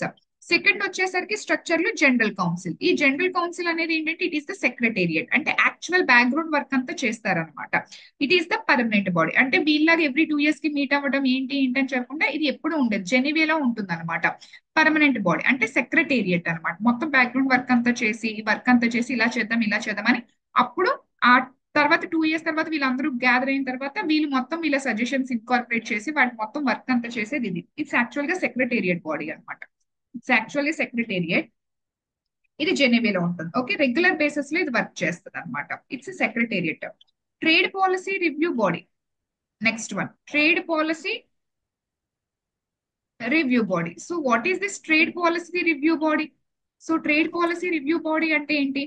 So దీన్నే general గా మనం TPRB అని పిలుస్తాం, trade policy review body. Okay, so ఇదేంటంటే actually it conducts reviews of trade policies of member countries అనమాట. ఓకే, సో ఇండియా ఉందనుకుందాం, ఇండియా యొక్క ట్రేడ్ పాలసీ ఎలా ఉంది? Okay, so for example Australia ఉందనుకుందాం, ఆస్ట్రేలియా యొక్క ట్రేడ్ పాలసీ ఎలా ఉంది? ఓకే, ఫర్ ఎగ్జాంపుల్ అమెరికా ఉంది, అమెరికా యొక్క ట్రేడ్ పాలసీ ఉంది. వాళ్ళ ట్రేడ్ పాలసీస్ ఎలాగున్నాయి వాటిని మొత్తాన్ని వీళ్ళు రివ్యూ చేస్తారు. ప్రతి ట్రేడ్ పాలసీని వీళ్ళు అబ్జర్వ్ చేస్తారు అండ్ వాటిని రివ్యూ చేస్తారు. అండ్ మోర్ ఓవర్ వీళ్ళు WTO నార్మ్స్ తో కంప్లై అయ్యి ఉన్నారా లేదా అని చెప్పేసి చెక్ చేయడం జరుగుతుంది. ఇది స్పెసిఫిక్ గా ఏం చేస్తారు, ప్రతి కంట్రీ యొక్క ట్రేడ్ పాలసీని రివ్యూ చేసి వాళ్ళు WTO నార్మ్స్ తో వాళ్ళు కంప్లై ఉన్నారా లేదా అని రివ్యూ చేస్తారు. ఈ జనరల్ కౌన్సిల్ అనేది ఏంటి, ఇది సెక్రటేరియట్ బాడీ, బ్యాక్గ్రౌండ్ వర్క్ అంతా సిస్టమాటిక్ వర్క్ అంతా చేసే ఒక సెక్రటేరియట్ బాడీ అనమాట. So ministerial conferences will decisions అంటే మీకు సింపుల్ గా చెప్పాలి అంటే ఐఏఎస్ ఆఫీసర్ ఎవరైతే సెక్రటరీస్ ఉంటారు వీళ్ళందరూ ఎక్కడ ఉంటారు, సెక్రటేరియట్స్ లో ఉంటారు కదా. వీళ్ళు మొత్తం పాలసీకి సంబంధించిన ఏమేమి ఉండాలి ఎలా చేయాలని ప్లాన్ చేస్తారు. ఫైనల్ గా దాన్ని ఇంట్రడ్యూస్ చేసి డెలిబరేట్ చేసేది మినిస్టర్స్ అలాగనమాట. బ్యాక్గ్రౌండ్ వర్క్ అంతా వీళ్ళు చేస్తారు. సో ఇక్కడ మన ఇండియా నుంచి కూడా ఒక పర్టికులర్ ఇండియన్ రిప్రజెంట్ చేస్తూ సర్టెన్ ఐఏఎస్ ఆఫీసర్ సెక్రటేరియట్స్ ఇందులో ఉంటారు అనమాట. ఓకే, సో వీళ్ళు మినిస్టీరియల్ కాన్ఫరెన్సెస్ ఎవరైతే ఉంటారో మినిస్టీరియల్ కాన్ఫరెన్సెస్ లో మినిస్టర్స్ ఎవ్రీ 2 years కి అవే, అండ్ మోర్ ఓవర్ వాళ్ళ డెసిషన్స్ ఆ పర్టికులర్ ఇయర్ మీటింగ్ యొక్క మేజర్ ఎజెండా గురించి మాట్లాడడం జరుగుతుంది అనమాట. ఇవి త్రీ. ఓకే, స్ట్రక్చర్ ఆఫ్ డబ్ల్యూటీఓలో ఈ త్రీ ఆర్గనైజేషన్స్ మీరు గుర్తుపెట్టుకోవాలి. And the fourth important organization is very very important, that is dispute settlement body అనమాట. So it is dispute settlement body. So what is this dispute settlement body? So actual గా ఇప్పుడు member countries మధ్య, for example డబ్ల్యూటీఓలో India is the member country, America is the member country, వీళ్ళిద్దరికి మధ్య గొడవ అయింది అనుకో, dispute. For example most favoured nation principle America violate చేస్తుంది, ఇండియాని డిస్క్రిమినేట్ చేస్తుంది అనుకోండి. సో అప్పుడు ఏం చేస్తుందంటే ఇండియా ఎక్కడికి వెళ్తుంది, లైక్ డబ్ల్యూటీఓ నామ్స్ ఇది కంప్లై అయ్యి ఉండలేదు అని చెప్పేసి ఎవరి దగ్గరికి వెళ్తారు? అప్పుడు dispute settlement body which is one of the organization setup of WTO. డబ్ల్యూటీఓలో ఉన్న డిస్ప్యూట్ సెటిల్మెంట్ బాడీ దగ్గరికి వెళ్తారు. యాక్చువల్లీ నార్మ్స్ కి తగ్గట్టుగా అమెరికా నాతో ట్రేడ్ చేయట్లేదు, ఐఎమ్ హ్యావింగ్ సమ్ కన్సర్న్స్ అని చెప్పేసి వెళ్ళడం జరుగుతుంది అనమాట. ఇక్కడ ఇచ్చిన వెర్డిక్ట్ అంటే జడ్జ్మెంట్, ఇక్కడ ఇచ్చిన ఎప్పుడు ఇవ్వాలి? ఇది చాలా ఫాస్ట్ గా రిజల్యూట్ అవ్వాలి, విత్ ఇన్ 18 months లో వెర్డిక్ట్ వచ్చేసారు, అంటే సంవత్సరంన్నరలో యాక్చువల్ గా వర్డిక్ట్ అనేది వచ్చేసారు. ఇది ఫైనల్ మేడం అంటే లేదు, దీనికి ఫైనల్ కాదు, దీనిపైన ఇంకొక ఎపిలేట్ బాడీ అనేది ఉంది. ఓకే, ఎపిలేట్ అథారిటీ ఉంది దీనిపైన. మీరు ఆల్రెడీ పాలిటీలో చూస్తారు కదా, ఎపిలేట్ అథారిటీ అంటే వీటి యొక్క వర్డిక్ట్స్ ని ఛాలెంజ్ చేయొచ్చు అనమాట. సో డిస్ప్యూట్ సెటిల్మెంట్ బాడీ యొక్క వర్డిక్ట్ ని మళ్ళీ దీనిపైన ఎపిలేట్ అథారిటీ ఉంటుంది, ఇక్కడ ఛాలెంజ్ చేయొచ్చు. ఇక్కడ ఫైనల్ గా ఏదైతే వెర్డిక్ట్ వస్తుందో అది ఫైనల్ అయిపోతుంది అనమాట. ఇట్ షుడ్ బి బైండింగ్ కూడా. ఓకే, అది బైండింగ్, 2 parties కూడా దానికి బైండింగ్ అయ్యి ఉండాలన్నమాట. సో ఇది యాక్చువల్ గా ద స్ట్రక్చర్ ఆఫ్ డబ్ల్యూటీఓ. ఈ 4 bodies మీరు గుర్తుపెట్టుకోవాలి: మినిస్టీరియల్ కాన్ఫరెన్సెస్, జనరల్ కౌన్సిల్ గుర్తుపెట్టుకోవాలి, ట్రేడ్ పాలసీ రివ్యూ బాడీ గుర్తుపెట్టుకోవాలి, డిస్ప్యూట్ సెటిల్మెంట్ బాడీ గుర్తుపెట్టుకోవాలి. ఓకే, సో ఇది ఓవరాల్ గా వాట్ ఈస్ డబ్ల్యూటీఓ, అసలు డబ్ల్యూటీఓ అంటే ఏంటి అనేది. ఇప్పుడు ద మోస్ట్ ఇంపార్టెంట్ పార్ట్ కి వెళ్దాం. డబ్ల్యూటీఓ అగ్రిమెంట్స్ గురించి మనం మాట్లాడాలన్నమాట. Very very very important topic అనమాట డబ్ల్యూటీఓ అగ్రిమెంట్స్. ఓకే, ఇది ఒక్కొక్కటి చాలా లెందీగా కూడా ఉండడం జరుగుతుంది. సో ఫస్ట్ ఆఫ్ ఆల్ మనం మాట్లాడే first agreement, it is agreement on agriculture. So it is first of all agreement on agriculture. First agreement is agreement on agriculture. So దీన్నే ఏఓఏ, అగ్రిమెంట్ ఆన్ అగ్రికల్చర్. మనం మాట్లాడుకున్నాం కదా WTO దాని యొక్క scope అనేది broaden అయిందని చెప్పేసి. Talks about environment, talks about intellectual property rights, మీకు different types of intellectual property rights కూడా నేను ఇక్కడ మాట్లాడతాను అనమాట. ఓకే, అండ్ ఈ టాక్స్ అబౌట్ అగ్రికల్చర్, ఈ టాక్స్ అబౌట్ ఇన్వెస్ట్మెంట్ నార్మ్స్ గురించి, ట్రిప్స్ గురించి, వాటి గురించి కూడా నేను ఇక్కడ మాట్లాడడం జరుగుతుంది. Okay, so first of all agriculture aspect గురించి మాట్లాడతాం. సో ఫస్ట్ వన్ అగ్రికల్చర్ కి సంబంధించి ఏమేమి అగ్రిమెంట్ జరిగి ఏమేమి ప్రొవిజన్స్ ఉన్నాయి. సో ఇందులో 4 aspects మనం మాట్లాడతాం అన్నమాట అగ్రిమెంట్ ఆన్ అగ్రికల్చర్ లో. సో ఫస్ట్ వన్ వచ్చేసరికి మనం మార్కెట్ యాక్సెస్ గురించి మాట్లాడతాం. First one is market access. And second one వచ్చేసరికి మనం డొమెస్టిక్ సపోర్ట్ గురించి మాట్లాడతాం. మార్కెట్ యాక్సెస్, సెకండ్ వన్ వచ్చేసి డొమెస్టిక్ సపోర్ట్ గురించి మాట్లాడతాం. అండ్ థర్డ్ వన్ వచ్చేసరికి ఎక్స్పోర్ట్ సబ్సిడీ గురించి మాట్లాడతాం. Okay, export subsidy. And fourth one వచ్చేసరికి పేటెంటింగ్ ఆఫ్ ప్లాంట్ వెరైటీస్ గురించి మాట్లాడతాం. పేటెంటింగ్ ఆఫ్ ప్లాంట్ వెరైటీస్ గురించి మాట్లాడుతాం. Okay, so agreement and agriculture లో 4 aspects ఫస్ట్ మనం కవర్ చేస్తాం అనమాట. ఒకటి market access, domestic support, export subsidy and patenting of plant varieties గురించి మాట్లాడతాం. సో ఫస్ట్ ఆఫ్ ఆల్ ఏంటంటే మార్కెట్ యాక్సెస్ గురించి మాట్లాడతాం. What is this market access? So market access లో ఫస్ట్ పాయింట్ వచ్చేసరికి ప్రొవిజన్ టారిఫికేషన్ జరగాలి అనేది. టారిఫికేషన్, మీకు టారిఫికేషన్ అంటే ఆల్రెడీ చెప్పాను కదా. సో మీకు ఆల్రెడీ గ్యాట్ లో కూడా ఇది మాట్లాడారు. ఓకే, అంటే మీకు నాన్ టారిఫ్ బ్యారియర్స్ నుంచి కోటా రెస్ట్రిక్షన్స్ ఇలాంటివి ఏమైనా ఉంటే అవి చాలా రెస్ట్రిక్టివ్ గా ఉన్నాయి, ట్రేడ్ ని ఫెసిలిటేట్ చేయట్లేదు, కాబట్టి అక్కడి నుంచి టారిఫ్ కి మార్చాలి. అదే టారిఫికేషన్ అనమాట. Conversion of non tariff barriers into tariff barriers. First non tariff barriers నుంచి టారిఫ్ బ్యారియర్స్ కి తీసుకురండి. అండ్ ఈ టారిఫ్స్ ఇనిషియల్ గా మీకు కావాలంటే హై టారిఫ్స్ వేసుకోండి, బట్ గ్రాడ్యువల్ గా అవి లో అవ్వాలి. Over a period of time అవి ఫ్రీ ట్రేడ్ అగ్రిమెంట్ ని ఫెసిలిటేట్ చేసే విధంగా ఉండాలి అని చెప్పేసి చెప్పడం జరిగింది అనమాట. Okay, so first of all first process ఏంటి? టారిఫికేషన్, అంటే నాన్ టారిఫ్ నుంచి టారిఫ్ కి. తర్వాత ఏంటి? టారిఫ్స్ వేయాలి కదా. ఈ టారిఫ్స్ ఎవరు ఎలా వేయాలి? నెక్స్ట్ వన్ టారిఫ్స్ వేయాలి కదా. సో టారిఫ్ రిడక్షన్ ఎలా జరగాలి? తర్వాత హై టారిఫ్స్ వేస్తారు, తర్వాత over a period of time tariffs reduce చేస్తారు కదా. అయితే టారిఫ్ రిడక్షన్ ప్రొవిజన్ ఏంటి? ఓకే, సో మనం 1995 స్టోరీ గురించి మాట్లాడుతున్నాం కదా. ఇవి ఏమని చెప్పిందంటే WTO over a period of time, అంటే ఆల్మోస్ట్ 6 years లో, ఓకే ఆల్మోస్ట్ 6 years లో డెవలప్డ్ కంట్రీస్ ఏంటంటే వాళ్ళ టారిఫ్ రిడక్షన్ ఎంత చేయాలి? 36% టారిఫ్ రిడక్షన్ చేయాలి. They have to reduce they tariffs by 36%. అంటే ఒక ప్రొడక్ట్ మీద వాళ్ళు ₹100 ట్యాక్స్ వేస్తున్నారంటే 36% తగ్గించాలి, అంటే -36. ₹64 కే ట్యాక్స్ ఇంపోజ్ చేయాలన్నమాట. అంటే ఒక ప్రొడక్ట్ మీద 100% ₹100 ట్యాక్స్ వేస్తున్నారు అంటే దాన్ని ₹36 తగ్గించాలి, 36% టారిఫ్ తగ్గించాలన్నమాట. ఓకే, సో ఇది ఇట్ ఈస్ ద ప్రొవిజన్ అన్నమాట. ఓకే, టారిఫ్స్ ఎంత తగ్గించాలి, ఇట్ ఈస్ ద ప్రొవిజన్ ఏమని చెప్తుంది టారిఫ్ రిడక్షన్ లో, over a period of time అంటే ఆల్మోస్ట్ 6 years లో 1995 నుంచి 2001 కల్లా developed countries they have to reduce their tariffs by 36%. And ఇదే 6 years లో 2001 కల్లా under developed countries or developing countries they have to reduce their tariffs by 24%. ఇక్కడ డబ్ల్యూటీఓలో మీకు logic చెప్తారు. డెవలప్డ్ కంట్రీస్ యొక్క కమిట్మెంట్స్ ఏవైతే ఉన్నాయో దానికి ప్రతి దానికి 2/3 కమిట్మెంట్ అనేది అండర్ డెవలప్డ్ కంట్రీస్ కి ఉంటది. డబ్ల్యూటీఓలో ప్రతి క్లాస్ లో కూడా చాలా క్లాజెస్ చెప్తారు. ఎలా గుర్తు పెట్టుకోవాలి, ఫర్ ఎగ్జాంపుల్ 36% కి 2/3 అంటే ఎంత, 24. సో ప్రతి క్లాజ్ కి ప్రతి దగ్గర కూడా డెవలప్డ్ కంట్రీస్ కమిట్మెంట్స్ కి 2/3 కమిట్మెంట్ డెవలపింగ్ కంట్రీస్ ఉంటుంది, గుర్తుపెట్టుకోండి. సో ఈ 1995 లో కదా ఇది అడాప్ట్ చేసుకున్నాం, విత్ ఇన్ 6 years లో అంటే 2001 కల్లా developed countries they have to reduce their tariffs by 36%. And under developed countries they have to reduce their tariffs by 24%. And least developed countries వాళ్ళకి ఏంటి, they are having no commitment, వాళ్ళు very low developmental level కాబట్టి వాళ్ళకి ఎటువంటి commitments లేవు. మీకు doubt వస్తుంది, madam what are developed, what are under developed, what is least developing. మీకు ఒక టాపిక్ ఉంది, ఆ ఇండియా ఎందుకు స్టిల్ డెవలపింగ్ కంట్రీ అనే మాట్లాడతాం, there I will explain the classification అనమాట. అండ్ హ్యూమన్ డెవలప్మెంట్ ఇండెక్స్ లో కూడా నేను అవి మాట్లాడతాను, you don't worry. Okay, so India అయితే మాత్రం ఈ కేటగిరీలో ఉంది still. Okay, so under developed countries ఇవి కమిట్మెంట్స్ అనమాట. సో ఇవి tariff reduction. First of all first condition ఏంటి, మార్కెట్ యాక్సెస్ కింద tariffication is the first condition. Second condition ఏంటి, tariff reduction is the second condition. And third condition వచ్చేసరికి so preferential access through tariff rate quota. ఈ tariff rate కోటానే TRQ అని పిలుస్తాం అనమాట.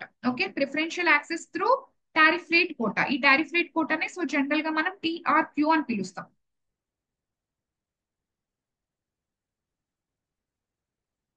So what is this TRQ? Okay, so ఇక్కడ ఏమని చెప్తున్నామంటే, సో ఫర్ ఎగ్జాంపుల్ మన డొమెస్టిక్ కన్సెప్షన్ ఇండియా ఉందనుకుందాం. సో ఇండియా యొక్క డొమెస్టిక్ కన్సెప్షన్,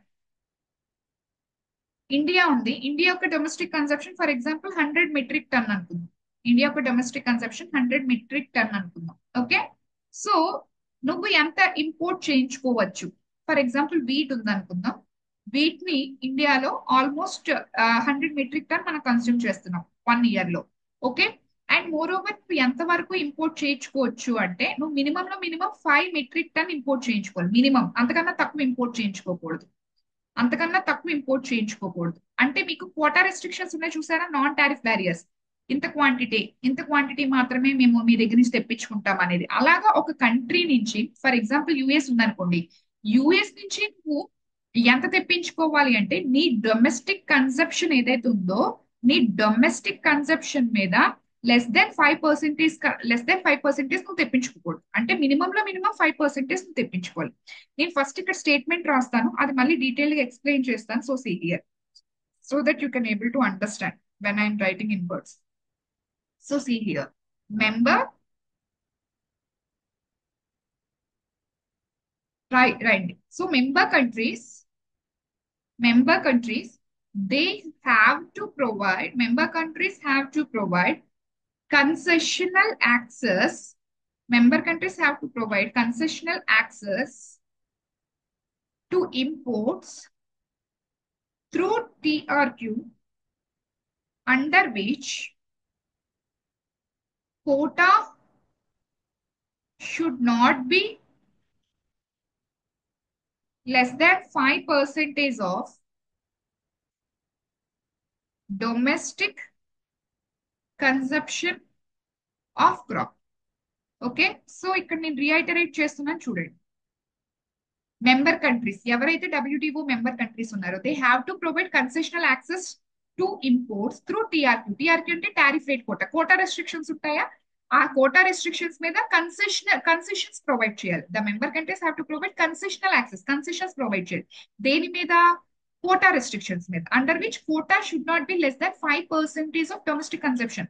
ఇప్పుడు మేము వీట్ అనేది ఎవ్రీ ఇయర్ ఇండియాలో మినిమం 100 మెట్రిక్ టన్ కన్జ్యూమ్ చేస్తామంటే యూఎస్ నుంచి నువ్వు కోటా రెస్ట్రిక్షన్స్ ఎంత పెట్టాలి? నేను ఓన్లీ 2 మెట్రిక్ టన్నే నువ్వు ఇంపోర్ట్ చేయాలని పెట్టకూడదు. మినిమం కోటా రెస్ట్రిక్షన్స్ ఎంత ఉండాలి? మినిమం లో మినిమం 5 మెట్రిక్ టన్ నువ్వు ఇంపోర్ట్ చేయించుకోవచ్చు. అంతకన్నా ఓకే ఎక్కువే ఉండాలి, కానీ అంతకన్నా తక్కువ ఉండకూడదు. ఎందుకంటే కోటా అనేది మోర్ స్ట్రింజెంట్ అని చెప్పాను కదా, వెరీ డిస్టార్టింగ్ అని చెప్పాను కదా. నువ్వు ఇంత వెరీ మచ్ డిస్టార్టింగ్ అనమాట. సో కోటా కన్నా నువ్వు ట్యాక్స్ ఇంపోజ్ చేసేలా మీరు పెట్టుకుంటే తప్పితే నువ్వు ఇంత క్వాంటిటీ మీద మీరు రెస్ట్రిక్ట్ చేయొద్దు, దానివల్ల చాలా ప్రాబ్లమ్స్ వస్తాయని చెప్తున్నారు అనమాట. సో అందుకని స్పెసిఫిక్ గా కోటాలో కన్సెషన్ అంటే మినిమం లో నీ డొమెస్టిక్ కన్సెప్షన్ ఎంతైతే ఉంటుందో అందులో లెస్ దాన్ 5% ఉండకూడదు కోటాలో. అంటే నువ్వు ఎలా పెట్టాలి కోటా రెస్ట్రిక్షన్స్? నువ్వు 5 మెట్రిక్ టన్ నువ్వు ఇంపోర్ట్ చేసుకోవచ్చు, ఓకే, ఎక్స్పోర్ట్ చేయొచ్చు. ఫర్ ఎగ్జాంపుల్ ఎక్స్పోర్ట్ చేయొచ్చు అంటే ఇండియాకి అది ఇంపోర్ట్ అవుతుంది కదా, లేకపోతే 10 మెట్రిక్ టన్ నువ్వు ఎక్స్పోర్ట్ చేయొచ్చు ఇండియాకి, అలా పెట్టాలి. అంతే తప్పితే లెస్ దాన్ 5 నువ్వు పెట్టకూడదు అనమాట కోటా క్లాజ్ లో. ఓకే, అది ఇక్కడ మాట్లాడుతున్నారు. సో ఇది ఏంటి? Market access. మార్కెట్ యాక్సెస్ లో 3 క్లాజెస్ నేను ఇక్కడ మీకు ఎక్స్ప్లెయిన్ చేశాను. Every clause is very very important అమ్మా. మార్కెట్ యాక్సెస్ లో నేను ఇక్కడ 3 క్లాజెస్ చెప్పాను.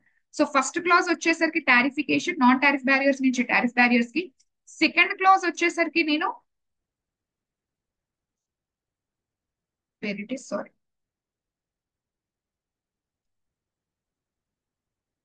ఎక్కడికి వెళ్ళింది?